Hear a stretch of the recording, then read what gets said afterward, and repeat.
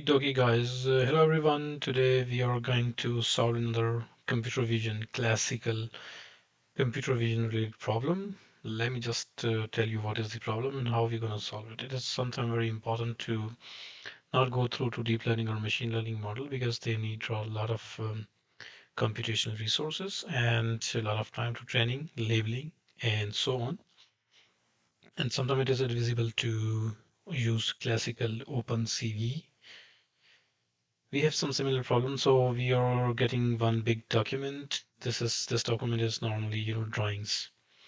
What drawing it is? Normally you get a drawing for mechanical engineering or material engineering. A material engineer and 3D designer get a requirement, and then he reads it, he store it, he rewrite this sometime drawings, and then try to build some stuff. Rather, there is a lot of automation going in the industry. How that these people are automatically reading the drawings and then supply the information with API to the softwares like 3D softwares. You can think of Blender or something like that, similar. And what happening is that they're recognizing each and every stuff. So what you see on the screen is actually symbol, roughness symbol. What is a roughness symbol? Roughness symbol means that actually for example, this one here, if I change the color, this is actually roughness. Roughness means that how rough the surface of any material is, and sometimes it is required that you need to, machine it, like mine it or grind it, so that it is smooth and clean, and along with many other type of, let's say like that requirement. This is one of them. So we are trying to today recognize from this picture that.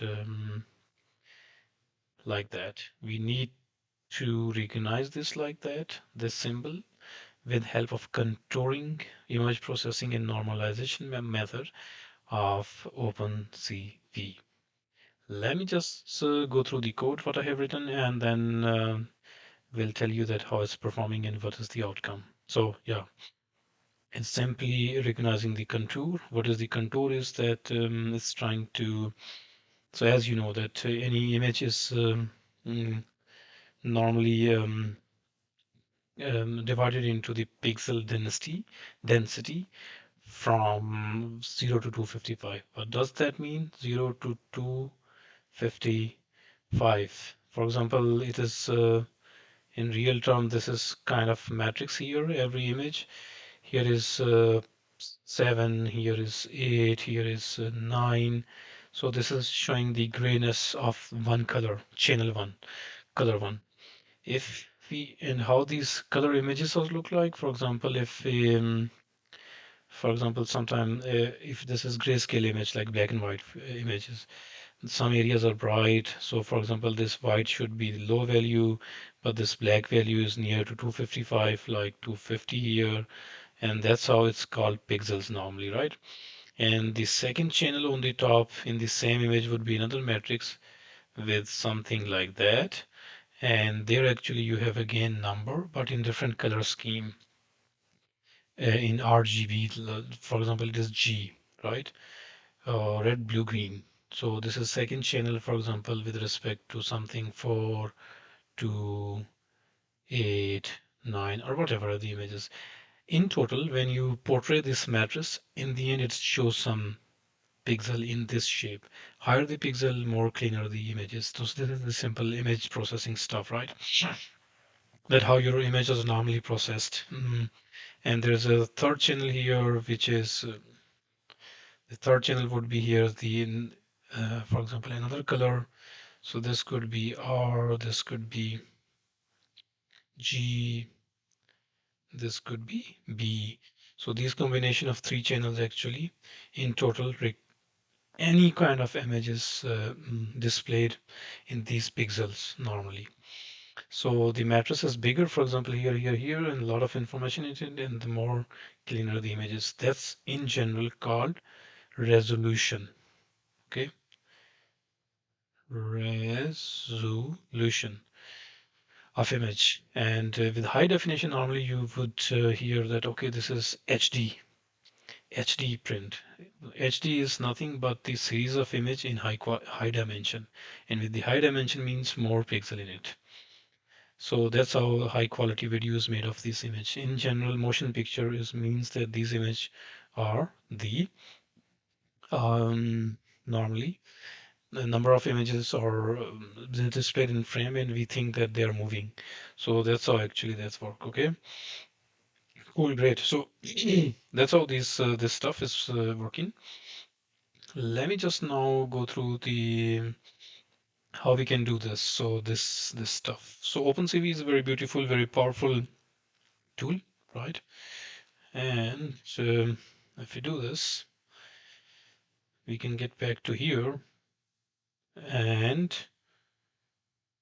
if I can clean this, so again, for example, I have this thingy here, and I don't know how to. Okay, for example, I get this color here, right? And what this code is doing actually, this code is creating a small class here, right? And this class, what it is doing, is initiating something. It's getting the input image here, whatever the path of it is. And then actually what it's trying to do, it's trying to define some pattern.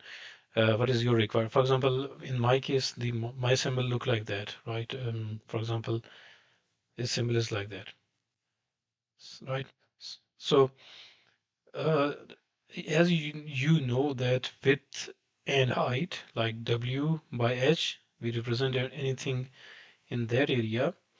And normally we can see here that if we want to detect this line as a whole, definitely the width would be higher, like 200, and height would be too small, like 10, right?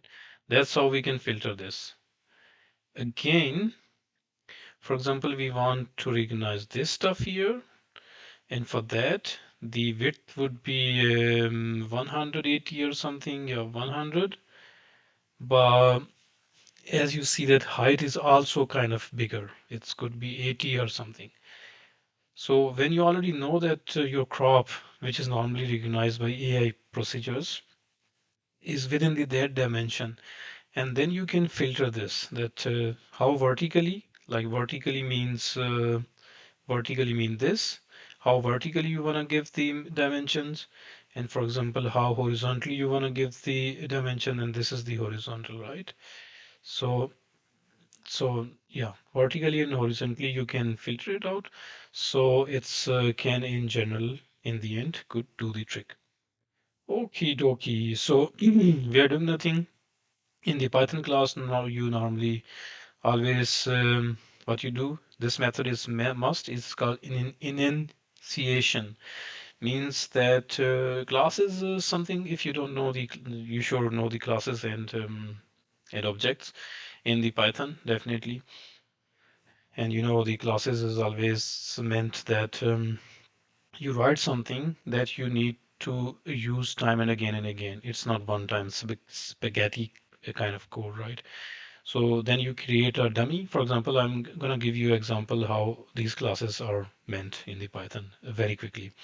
So for example, you are craftsman, and you always have to build something like with the plastic, you melt it and you create a glass out of it. What you do, you create a one beautiful steel glass. That's called the die in English. So what you do is that you create that steel glass, and you always melt the plastic, you put it in it, and when it's dry out, you get the beautiful glass. Now to create the glass, first you need to create the die like this steel glass, so that you can always put it the plastic and get out of it. So it is similar example in the Python. So when you need something repetitively most of the time, then you create a classes object and you write a logic. So how does it work? And then other than that, you regardless what kind of plastic you get, green plastic, you get hard plastic, you get soft plastic, you always put in it, and you get the result glass in the end, which is usable. So this is the die actually. The die is that we create a class, we initiate it. Initiate means that whatever we write in this is automatically, without calling it, trigger automatically. Any number of time we're gonna run this class, it's gonna automatically initiate or uh, start from this automatically without asking you that you should pass something or not. Because we need image, we need dimensions. These are the required parameter to initiate class. Then if you don't give this parameter to class, class would always complain. So coming to the next, we have created this process image stuff here. So so this is again kind of die where you put your stuff, whatever taken from the initiation here. So we are using the OpenCV. cv.imageRate is the method. Easy peasy. We are passing the self.image here. Then it's going to gray out whole image. What does it mean by gray out? Gray out means that if it is color, it's gonna be converted into the black and white, right? Why? Because in our case, we don't need color information at all. Cool, super. Gaussian blur. Then it's gonna blur it a little bit with technique. And this technique is sigma x. And with Gaussian blur, it's actually normalize the image so it better recognize stuff. Then it's come up with the edges called Kenny edges. Kenny edges is a technique. So these are the algorithms written in the OpenCV to detect the edge. Where does something continuously go and a slight thing is change? For example, is Kenny edge. How this done? This is normally done right there. For example, this is something like contour and suddenly it changes. So Kenny edge would say this is the edge, or from here some shape is changing, so this is the edge, or something like that. So it's a specialist in recognizing that stuff, right? So cool. Then we found contour. Contour is the again a method that segregate two different style of object or lines or whatever pixel from each other. So how that works in general conceptually is again that, for example, for example, you have some images. For example, you have some symbol like here, and everything in this image is white. So this everything is white, right? Now this pixel might be some values at 250 or higher value, and these pixels are lower value like 0 to 10. And this algorithm is designed always to recognize all the continuous up to the edge. That's why we need Kenny edge, because up to this edge, it's gonna say that this is the one. This is second contour. This is the third contour. What is written inside is the fourth contour. And why this is so? Because for every edge we can segregate, and if and when we need only this part, for example, we don't need the other part. We can hierarchically go through the chain and then get this if we need so. So then we use the edges, and for every edges we want to get the contour, and cool.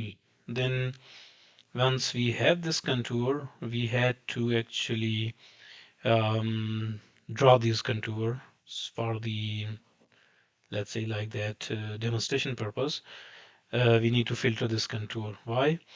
Because in our input we don't need this symbol down, because this is standardized, this is always fixed.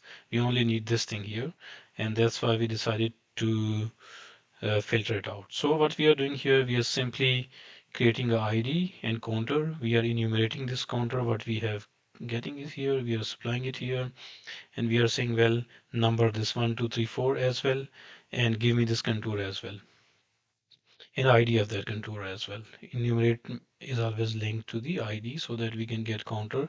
We don't need to count here and stuff like that. So XYZ is a dimension, XY WH dimension of the bonding reactor of the contour. We can print the area, we can see how the WH is, what is the ID of that.